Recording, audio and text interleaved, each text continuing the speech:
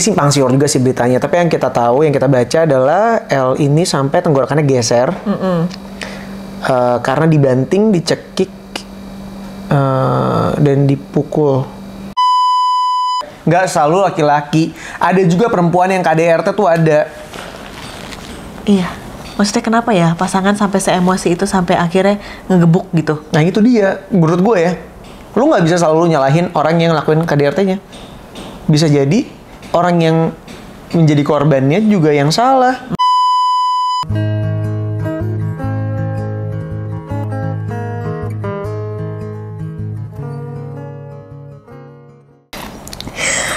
Kayaknya gue harus pergi ke tempat thrift gitu sih. Habis baju gue tappingnya ganti baju mulu.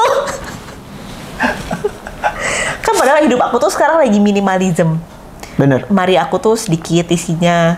Gara-gara ini kan gimana? Kenapa kamu pakai baju-baju idam? Jelek, nggak suka gue. Aku bener nggak perasaan idam lagi nonton ini. Ya kan dia kaos-kaos doang gitu, dia kan nggak se-fashionable lo. Boyfriend's t-shirt. Nggak, gue ke Senin aja ntar gue cari baju. Tapi bagus. Karena ketika lo beli di thrift shop, maka lo menggunakan baju-baju yang ibaratnya daur ulang. Bener. Nggak yang ya nggak juga kan, mungkin gue nggak gitu. punya duit juga untuk beli tempatnya. Kan gue udah ngelindungin lo nih, udah ngerapin hidup lo dirusak lagi. Jangan sampai gue. Wah. Apa tuh? Ini. Kenapa sih laki itu suka main tangan? Wah, bawa-bawa gender. Loh, yuk, semua komunitas gender yuk. Boleh yuk diserang ke teman saya yuk. Namanya Paskali Siswari. Instagramnya Paskali Siswari. Tapi kayaknya kalau ada KDRT di keluarga gue cocok-cocok, kayaknya orang udah tahu sih, nggak sih, kayak itu si Riri sih kayaknya. Gak mungkin suaminya. Karena Idam tuh yang sabar, yang baik. Sebentar, aku kurang sabar, bener sih. Gila. Ya Orang makanya kenapa? Nah itu mungkin karena laki lebih emosian kan ya dibanding perempuan. Enggak juga. Biasanya kalau di keluarga ada yang bad cop, good cop tuh biasanya justru bapaknya yang baiknya tahu. Iya. Iya, bad cop, good cop. Oh iya benar-benar. Enggak, tapi ini kan ngomongin soal emosi. Kenapa sih lu sampai bisa se-emosi itu sampai lu pernah mukul perempuan nggak? Enggak. Tapi gue pernah teriak ke mantan gue sekali. Kenapa? Emosi. Jadi selingkuh berkali-kali, dimaafin. Yang terakhir kali dia selingkuh terus dia ngebohong. Sampai akhirnya gue bilang, keluar lu dari sini gitu. Keluar dari mana? Karena dia lagi nangis-nangis di kosan gue gitu. Dia kayak drama. Iya drama. Terus gue bilang, keluar lu dari sini. Tapi lo pernah terlintas nggak untuk saking lo emosi lo pengen, gila gue pengen pukul banget nih perempuan? Oh. Nggak. Because I do love my mom so much. Jadi gue, satu hal yang gak akan pernah gue lakukan adalah nyakitin perempuan. Dalam bentuk apapun ya. Maksudnya verbal atau fisik gue gak akan mungkin nyakitin perempuan. Makanya pertama dan terakhir kalinya gue neriakin gitu. Habis itu gue putus sama dia. Gue beneran pulang ke rumah. Gue minta maaf ke nyokap gue. Kenapa lo minta maaf ke nyokap? Orang pertama yang gue minta maaf itu nyokap gue. Karena kemudian gue tahu kalau gue udah nyakitin perempuan. Terus gue minta maaf ke nyokap gue. Nyokap gue nanya, kenapa kamu sampai ngelakuin itu? Terus gue ceritain, baru nyokap gue yang kayak, oh ya udah, kamu minta maaf sama orang tuanya ya gitu. Terus lo minta maaf ke orang tuanya? Ya. Besokannya gue datengin ke rumahnya, gue minta maaf sama orang tuanya. Di saat gue lagi minta maaf sama orang tuanya, dia lagi jalan sama selingkuhannya. Serius, gue gak bercanda. Demi Allah. Kenapa hidup lo drakor banget sih? Iya, gue juga bingung. Padahal gue udah mau kawin tau. Sumpah? Iya. Gue udah mau nikahin tuh orang. Orang gue udah bilang sama bokapnya. Oh my god. Gak selingkuh. Life.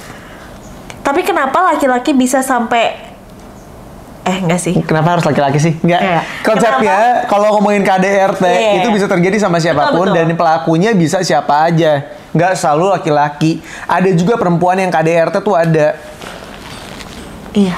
Maksudnya kenapa ya pasangan sampai se-emosi itu sampai akhirnya ngegebuk gitu? Nah itu dia. Menurut gue ya, lu nggak bisa selalu nyalahin orang yang ngelakuin KDRT-nya. Bisa jadi orang yang menjadi korbannya juga yang salah. Sekarang kalau misalnya kayak gue sampai neriakin mantan gue pada saat itu, karena mantan gue juga selingkuh, men. Kalau dia nggak selingkuh mah gue nggak mungkin kayak gitu. Jangan juga akhirnya lo yang selingkuh, lo yang marah. Oh salah ya. Ada juga yang kayak gitu. Iya kan. Tapi itu definisi kok toksik banget sih. Iya nggak sih? Kalau kayak gitu. Gila sih. Karena itu maling tidak maling. Tapi secara psikologis ada orang yang kayak gitu. Yang reverse psychology gitu ya nggak sih? Kalau yang playing victim. Geli banget gue. Tapi gue tuh kadang kalau misalnya lagi gemes, lagi ketawa-ketawa gitu, lagi bercanda, itu KDRT gak sih? Kadang saya suami gue juga suka kayak gitu kalau lagi ngetawain, misal abis ngegosipin orang gitu kan, terus oh dia julid juga mulutnya, gini, terus dia gemes, kubak. Itu kan sebenarnya KDRT, tapi enggak, itu dia sadar, sorry. Oh dia kamu? Soalnya saking kayaknya bersemangat dan abis ngomongin orang. Tapi iya, gue kadang-kadang suka gitu juga sih. Kan spontan ya, iya. Iya gak sih? Ada tuh momen-momen. Lu kayaknya main ketawa sama tapi gak bisa. Iya. Ketawa pun ekspresinya kurang, jadi lu kayak pengen. Iya. Lu ekspresif yang karena lu udah sedekat itu sama orangnya, jadi lu bisa ngelakuin itu. Yang kayaknya kan kalau misalnya lu sama baru pacaran, misalnya kayak mana mungkin duduknya kayak gini. Kenapa? Enggak, duduknya tuh gitu. Iya, aku jus jeruk aja. Makannya apa? Nggak usah deh. Kalau udah lama sama pete juga lu pesen. Nah, terasi itu juga. Itu makanya jangan menyembunyikan hal-hal ntar KDRT lo karena bikin emosi kan. Mungkin itu juga kali ya kenapa banyak kasus kekerasan TKI, TKW gitu. Karena nggak terjalin komunikasi baik gitu loh. Ngerti nggak sih? Mungkin TKW-nya nggak bisa bahasa si tuannya mau apa. Di pernikahan juga mungkin begitu ya. Cuman pernikahan ada tuan dan ada... Bukan, maksudnya komunikasinya nggak terjalin dengan baik gitu loh. Sampai lo akhirnya bikin emosi. Kebayang nggak sih? Kan mukul orang itu butuh sesuatu hal yang... Ada triggernya kan? Iya, sampai lo ngegebuk orang loh. Tapi juga ada orang-orang emotionally unstable. Oh iya, benar juga. Tapi itu akan kelihatan nggak ketika lo pacaran? Nggak. Masa? Menurut gue ya. Karena biasanya orang-orang yang emotionally unstable itu, yang bisa sampai melakukan kekerasan, itu biasanya orang-orang yang pinter dalam tanda kutip. Karena dia tahu kalau dia emosinya nggak bisa dikontrol. Jadi kadang-kadang dia menyembunyikan itu. Iya. Nggak juga sih. Nih. Wah, gimana sih? Nggak gini. Tergantung orangnya. Ada juga orang yang introvert. Kalau orang yang introvert, yang diam-diam aja, yang baik-baik aja, sekalinya dia marah, dia tuh bisa bung. Gue tuh tipikal kayak gitu.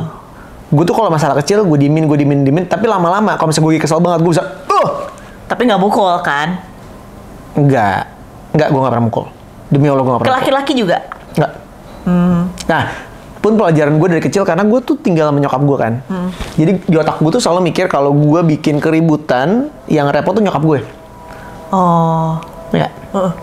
Jadi gue selalu ngerasa, dari kecil gue akan menjaga diri gue dengan baik. Sehingga gue tidak mau ada keributan apapun, baik dengan teman gue yang laki atau dengan pasangan gue. Tapi kalau misalnya ada juga orang-orang yang emosional unstable, dia mau pemarah apa segala, biasanya ketika lagi pacaran dia tuh jago banget nyembunyiin. Ngeri juga ya. Orang-orang psycho, iya nggak? Psycho tuh, wah gila. Dia kalau mau main cantik tuh bisa banget. Tapi sebenarnya dia gila kan aslinya. Banyak tuh kayak gitu. Makanya tuh kayak gitu terus tiba-tiba udah nikah, bingung juga ya. Kan kita nggak tahu, dia kan bisa menyembunyikan itu semua gitu sampai akhirnya nggak ketahuan kalau dia ada indikasi-indikasi ke arah situ. Makanya jangan nikah. Shortcut loh. Kayak nggak dipikir gitu, makanya jangan nikah lah. Ini kan buat orang-orang di luar sana yang pasangannya laki-laki ataupun perempuan mengarah ke KDRT itu kan. Enggak, tapi rata-rata KDRT itu terjadi karena rata-rata KDRT itu terjadi ketika mereka sudah menikah. Pas lagi pacaran biasanya nggak keluar. Ya nggak? Karena lo hidupnya lebih lama sama dia. Maksudnya lebih panjang kan. Kan lo seumur 24 jam lo bisa sama dia terus kan, melek sampai merem. Semakin banyak hal yang bikin lo kesel hingga akhirnya lo ngegebuk gitu. Sampai akhirnya lo kayak avalanche gitu kan. Jadi kayak ngerti nggak avalanche? Nggak ketawa tuh ngerti apa nggak sih? Bentar. gue lagi mencerna lu. Jujur nih gue kalau nggak tahu gue juga nggak tahu gue. Bola salju. Ya Allah, avalanche apa sih? Avalanche. Jadi masalah lu tuh ditumpuk. Iya. Kayak bola salju. Dapat satu. Pas gue ngomong ambulance, gue sadar kalau dia nggak ngerti ketika dia ngomong. Ada kayak momen dia mikir dulu. Terus gue nggak sempet nyari Google Translate. Sambil berupaya untuk, lu terangin dong, bangsat lu terangin, gitu. Gini, makanya komunikasi tuh harus terjalin baik. Kan biar nggak. Aduh goblok. Gue nggak, tapi itu bener, serius. Karena bisa kalau udah menikah, karena ya itu tahu kebiasaan masing-masing yang kadang-kadang nggak enak, kebiasaannya dia nggak suka, terus akhirnya jadi ngumpul, jadi bete, jadi keluarnya bam gitu. Tapi nih, gue mau nanya sama lo, kalau misalnya pasangan lo melakukan KDRT, what will you do? Aduh, gimana ya? Lo tipikal yang bakal ngelaporin apa enggak? Atau nyelamatin pernikahannya? Kalau KDRT yang dilakukan berulang gitu? I don't know, sekali menurut lo, atau 2 kali, atau 3 kali, karena kan relatif ya. Iya sih, gue bingung sih jawabnya serius. Karena di satu sisi itu mengerikan kan, karena bisa saja tidak berhenti sampai di hari itu. Yes. Bisa tiba-tiba nanti anak gue yang digituin. Dan bisa jadi kalau sekali dia ngelakuin, misalnya cuman mukul tangan, ke depannya bisa jadi mukulnya ke badan, ke depannya lagi ke muka. Iya nggak? Maksudnya bertambah kadarnya. What will you do? Kayaknya kalau gue akan memberi kesempatan dulu deh, melihat dia. Mungkin setelah itu dia akan minta maaf kan. Biasanya gitu kan orang kan responnya, dia minta maaf. Kalau dalam jangka waktu tertentu dia tidak melakukan lagi, berarti dia menyepakati janjinya. Tapi kalau ada perbuatan terulang, kayaknya gue akan lapor sih. Pertanyaan gue, sekali dia ngelakuin lo maafin, yang kedua kali Enggak. apakah lo masih bisa Maafin? Enggak, apakah lo bisa lapor itu? Maksud gue gini loh, mending lo nya masih hidup. Coy. Loh. Bener juga ya. KDRT men. Iya, tapi Soalnya KDRT tuh bukan, menurut gue ya, itu bukan hal yang sepele gitu loh. Dan biasanya ketika lo berani ngelakuin sesuatu yang kasar, nggak menutup kemungkinan lo bisa ngelakuin itu di kemudian hari yang lebih parah dari itu. Menurut gue ya. Meskipun meskipun pasangan-pasangan yang tidak melapor kan pasti ada pertimbangan ya. Misalnya, aduh tapi gue masih cinta banget sama pasangan gue. Aduh ntar anak gue gimana kalau gue sendirian. Aduh misalnya nih, aduh kan gue gak kerja. Kalau gue ngelaporin ntar kehidupan gue sama siapa? Pasti banyak faktor hingga akhirnya dia nggak berani. Mungkin kalau orang luar, lo bego banget sih. Bilang lo itu kan dia gini, tiba-tiba ada apa-apa kan. Dia kan pasti banyak faktor ya sampai akhirnya dia memutuskan untuk kayaknya udah deh, gue akan berharap dia berubah, tidak melakukan KDRT lagi. Iya, belum lagi ketika lo KDRT itu masuknya, sorry, correct me if I'm wrong ya, kalau nggak salah masuknya pidana yang berarti nggak bisa, kalaupun dicabut tetap nggak bisa, kalau laporan dicabut gitu ya, tetap akan diproses karena melakukan tindakan kekerasan gitu loh. Dan ya penjara lumayan lama, 5-15 tahun apa gimana gitu, gue lupa. Tapi lumayan lama. Lo kebayang nggak ketika lo, oke, gue mau maafin lo, udah dimaafin sekalipun, tapi hukum tetap jalan. Karena lo ngelaporin kan? Karena lo ngelaporin. Iya. Gila pelik ya. Tapi kalau dia di pertama aja udah KDRT-nya mengerikan sampai leher lo patah sih itu. Iya. Wajar dia ngelaporin dong. Ini kita berangkat dari apa yang sedang terjadi saat ini gitu ya. RB dan L. Ini simpang siur juga sih beritanya. Tapi yang kita tahu, yang kita baca adalah L ini sampai tenggorokannya geser. Karena dibanting, dicekik, dan dipukul. Nah, ada yang bilang, jadi netizen bilangnya sampai ngomong, gila, si lakinya tuh tahu bahwa sumber dananya tuh dari perempuannya. Dan posisinya adalah dia tahu kalau dia melakukan kekerasan, dia bakal ditinggal sama si pasangan perempuannya, dia bakal jatuh miskin. Jadi supaya sama-sama gue bikin lu miskin juga dengan cara lu nggak bisa nyanyi lagi. Makanya dicekek tenggorokannya. Ada netizen yang bilang gitu, tapi gila nggak sih? Itu kayak plot twist banget, kayak you play the puzzle, and then you get the answer. The answer is like, wah iya lagi, bisa jadi.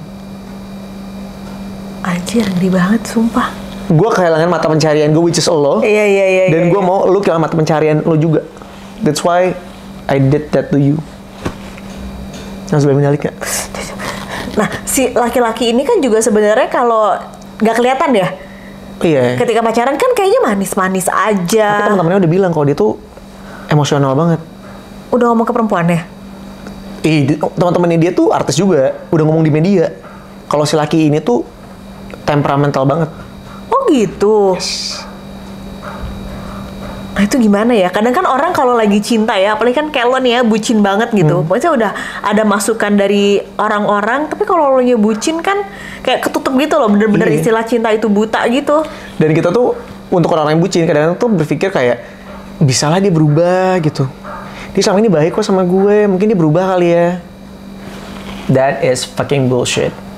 People don't change. Apalagi with those crazy habit ya.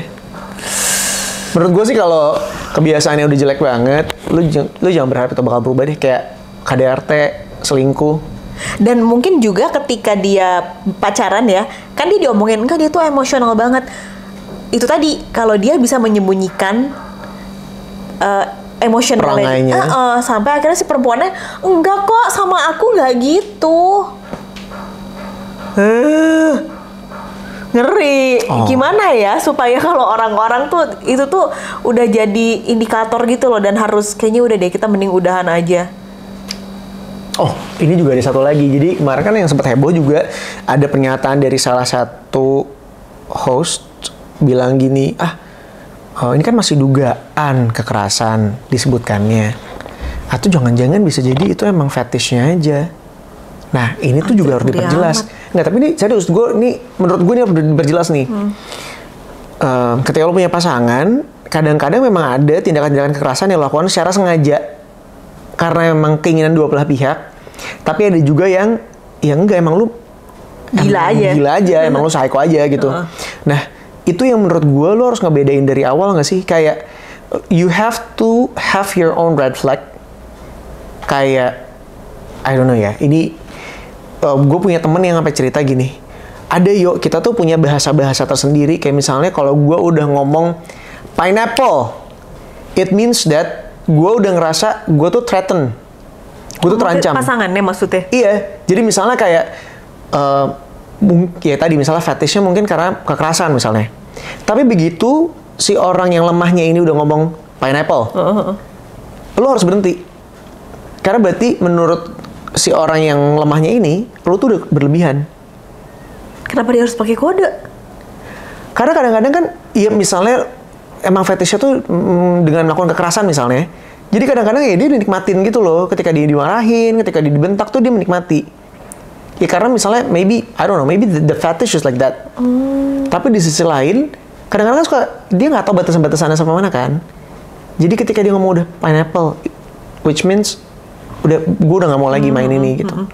Tapi nggak orang yang... Iya, karena itu perjanjian dari awal. Oh, oke. Jadi mau ngobrol dari awal kayak, oke, kita boleh melakukan kekerasan ini, kita boleh mau bentak-bentak, mukul-mukul apapun. Tapi kalau salah satu di antara kita udah ngomong pineapple, it means we have to stop.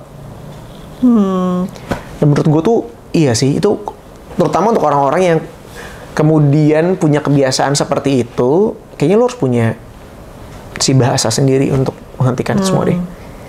Kesepakatan di awal itu kan berarti. Itu kan jadi kayak si 60 Shades of Grey itu kan sebenarnya juga kekerasan nggak sih? Itu sadomasokis kan? Iya. Tapi kan karena dua pihaknya sama-sama menikmati kan? Itu persetujuan bersama. Jatuhnya jadi nggak KDRT kan? Iya. Tapi kalau di Indonesia itu kan hal tabu ya. Lo bisa tahu dari mana pasangan lo kehidupan seksualnya kayak apa? Karena tidak mencoba sebelum menikah.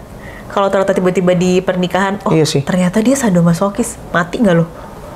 Menurut gue, that's why you have to communicate every little things sebelum menikah deh. Termasuk kehidupan seksual lo kan. Iya. Tapi kan kalau sadomasokis itu kan kadang orang malu untuk mengakui ya, karena itu kan ya kan nggak usah jauh-jauh deh, fetish aja. Harusnya lo mau komunikasikan dari sebelum menikah, ngerti nggak? Karena fetish orang tuh beda-beda tau.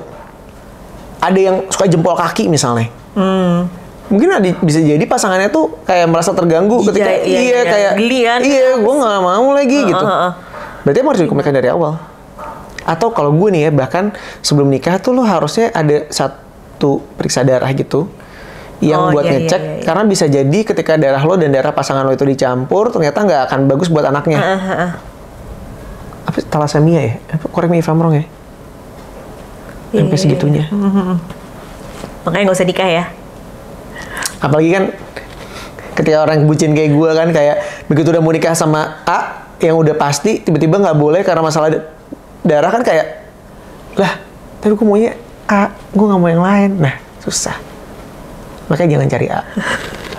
Nggak usah nyari-nyari masalah dalam hidup lo. You can live with your own life and be happy with your own feet. Balik yuk ke obrolan KDRT. Jangan sampai di sini gue kena KDRT, saking orang sebelah gue emosi. Kayaknya sih bentar lagi. Gak kuat gue. Tapi serius deh. Kalau ini kan pertanyaan gue, berarti lo kalau misalnya pasangan lo melakukan kekerasan, lo kan memberikan dia maaf? Sepertinya. Sampai 2-3 kali baru lo? Untuk gue akan memberikan kesempatan kedua gitu. Pun mungkin gue harus evaluasi kenapa dia sampai se-emosi itu sama gue. Apa yang gue lakukan sampai dia memukul. Iya sih. Kalau gue sih, kalau udah KDRT kayaknya gue enggak ya. Sebucin-bucinnya gue, kalau misalnya gue udah... Lo di KDRT nggak diselingkuhin nggak apa-apa? Karena KDRT menurut gue tahapannya di atas itu. Selingkuh tuh KDRT hati tau. Iya lagi. Dan sakit yang paling sakit adalah ketika dia nggak berdarah. Lagunya apa ya? Gue punya nyanyi tapi gue lupa. Duh, lihat nih gue udah lapar, ngantuk. Makanan datang, fokus lu udah ke makanan. Gila. Ya dari gue dulu deh. Kan dicegah. Maksud gue. Kalau bisa dicegah. Iya, ketika pacaran tentu akan lebih baik. Masalahnya akan ketahuan pas lagi pacaran mah orang manis-manis semua. Coba pas lagi pacaran, mana ada pasangan kentut, jarang banget. Gue nggak bilang enggak ya, tapi jarang banget ada orang berani kentut depan pasangannya. Tapi kalau udah nikah mah kentut aja, karena dia mikirnya you were mine. Udah jadi punya gue. Fokus ke makanannya. Aduh, nasi. You already mine, ya udah, nggak mungkin juga lu ninggalin gue cuma gara-gara kentut, ibaratnya kayak gitu kan. Sama juga dengan kekerasan. Kan menurut gue, ketika kekerasan itu muncul ketika lo sudah menikah, karena salah satu di antara kalian itu sudah merasa saling memiliki satu sama lain, kayak lu tuh punya gue, jadi gue berhak buat ngelakuin ini ke lo. Iya nggak sih? Iya. Kalau lagi pacaran kan, ya ada juga sih pacaran yang psycho yang lo tuh punya gue gitu, ada sih. Tapi kan kalau udah nikah mah, men, lu bener-bener yang lo punya gue, jadi mau lu gue apain juga terserah suka-suka gue lah. Nggak harus selalu cowok ke cewek ya, cewek ke cowok juga ada. Anjir. Gue gak bisa berkomentar. Masa sih? Karena bisa jadi lo adalah pelakunya kan, bukan lo korbannya kan. Aduh, tapi bener deh. Ini balik lagi ke tadi yang dibilangin ya. Kalau gue sih gue akan ninggalin. Kenapa? Karena menurut gue, ketika kekerasan itu sudah dilakukan ke gue, menurut gue udah gak bisa dimaafin aja. Lo sudah berani melakukan hal yang ibaratnya di luar akal sehat gue ketika lo ngelakuin kekerasan, maka lo bisa ngelakuin yang lebih dari ini ke depannya. Lo bisa lebih gila lagi dari ini. Ya. Tapi pertanyaannya, kalau misalnya jadi yuk nggak lo maafin tuh dalam artian apa nih? Bakal lo tinggalin, bakal lo laporin atau apa? Gue ngelihat dari seberapa kekerasan yang dia lakukan. Kalau mengancam hidup gue akan ngelaporin. Karena gue tahu resikonya adalah dia di penjara, otomatis kita akan jauh dalam jangka waktu tertentu. Tapi ya pertama gue mau ngasih pelajaran ke dia kalau kekerasan itu tidak baik dan yang lo lakukan itu lo mengancam nyawa seseorang. Pelajaran buat lo juga, jangan sampai ngelakuin ini, nggak cuma ke gue tapi ke orang-orang lain juga. Makanya gue ngelaporin dia. Itu sih kalau gue. Tapi kalau misalnya kekerasannya cuma nampar atau apa, I definitely nggak akan ngelaporin mereka.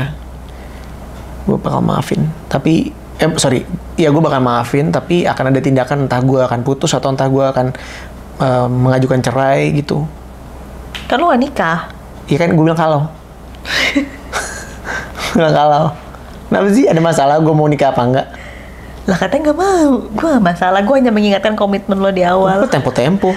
Kadang gue mau nikah, kadang enggak, suka-suka gue. Kadang-kadang gue mau makan nasi uduk, kadang gue mau makan sate.